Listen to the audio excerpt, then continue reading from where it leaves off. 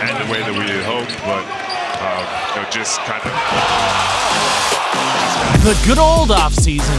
That time of the year when most days nothing really happens with the exception of draft night and maybe the first 3 days of July. The average biggest news on any given summer night is usually a former player said this, trade rumors that go nowhere, and of course trade rumors about the Lakers. But in the middle of all that speculation, there's a basketball oasis. That summer tournament where fans have for the first time the opportunity to see on the court both the new rookies they've selected in the draft and those players who have not developed as they should in their first season and have to repeat course.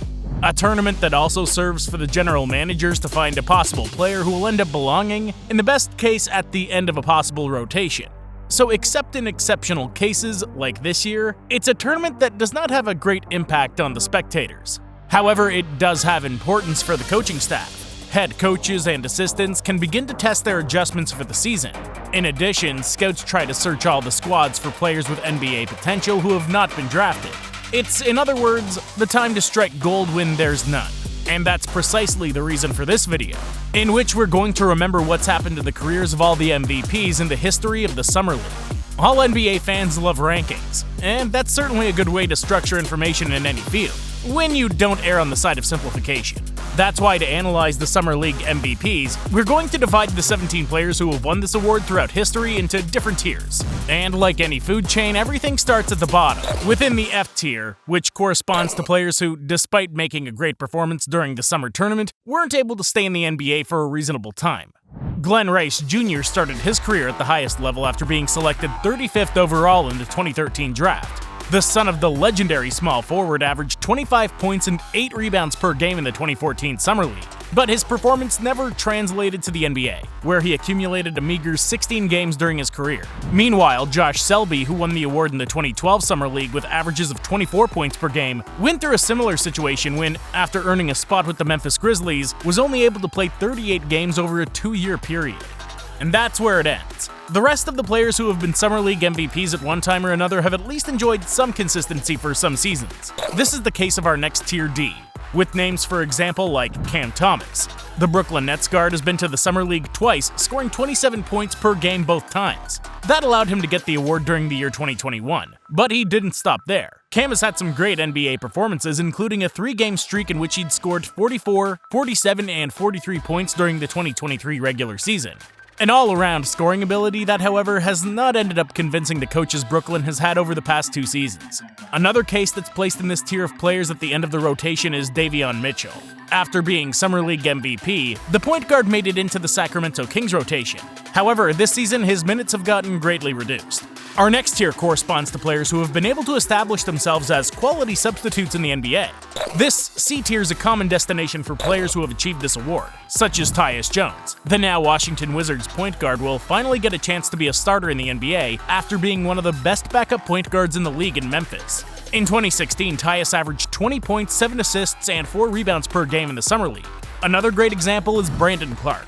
In 2019, right after being drafted by Oklahoma and traded to the Memphis Grizzlies, the power forward played the Summer League with averages of 15 points and 10 rebounds per game. Although he quickly found a place in the Memphis rotation, the player's not made great progress during the 4 seasons with the franchise. Some of the first Summer League MVPs have finished in this tier. Guaranteed substitutes who have finished their long NBA careers as rotation players for important teams. Jared Bayless averaged 30 points per game in the 2008 Summer League and managed to stay 11 seasons in the NBA. Randy Foye, first Summer League MVP in history in 2006, averaged 25 points, 4 rebounds, and 2 assists per game that summer, and ended up becoming an excellent role player for teams like the Timberwolves and the Nuggets, even averaging 16 points per game for a season. Next is Nate Robinson, MVP 1 year later with averages of 20 points and 6 assists per game, was not only an excellent scorer off the bench during his career, but became one of the most iconic players in the NBA because of his small stature.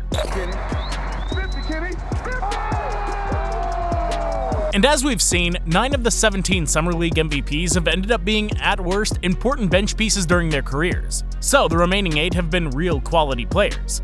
Within Tier B, we're going to place players who have been able to be starters for most of their career, a milestone that's not easy in the NBA. The most recent example is Keegan Murray. The shooting guard, who's been a starter all season long with the Sacramento Kings, averaged 23 points per game during the 2022 Summer League, earning the MVP award.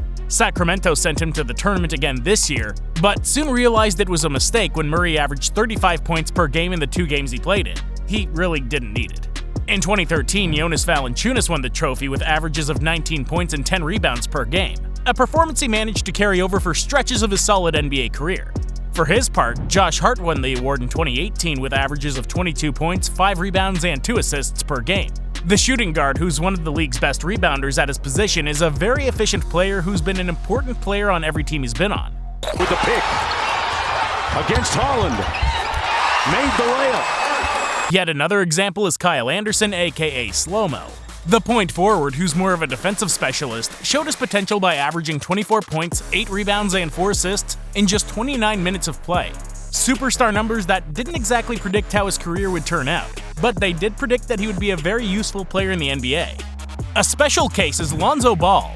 The former Laker point guard added more hype to his name when he showed his versatility in the 2019 Summer League, averaging 16 points, 8 rebounds, and 9 assists per game.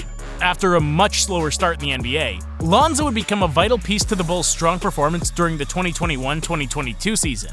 However, the player is facing a possible retirement at age 26 due to injury problems. Still, it seems fair to put him in Tier B. And with that, we come to the creme de la creme.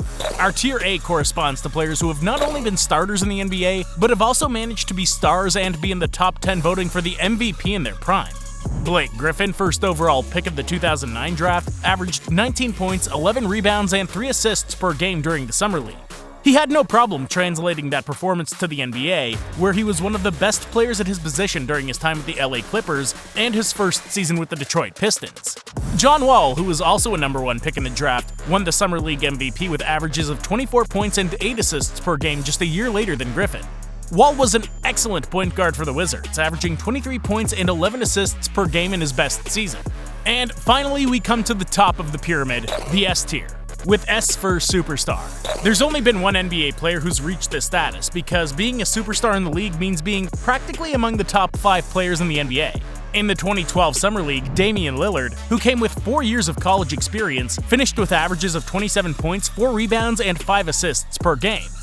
As we all know, he didn't have much trouble improving on those numbers at the next level. Dame is now one of the best 3-point shooters in league history and has been an MVP candidate multiple times. This year's Summer League MVP was Cam Whitmore. The highly touted small forward out of Villanova fell out of the lottery where he was projected due to reported health concerns. Without making much noise, the 20th pick in the draft has managed to send a message to all the GMs who passed on him overnight in June. So is Cam the next player who can go from Summer League MVP to S tier? Only time will tell.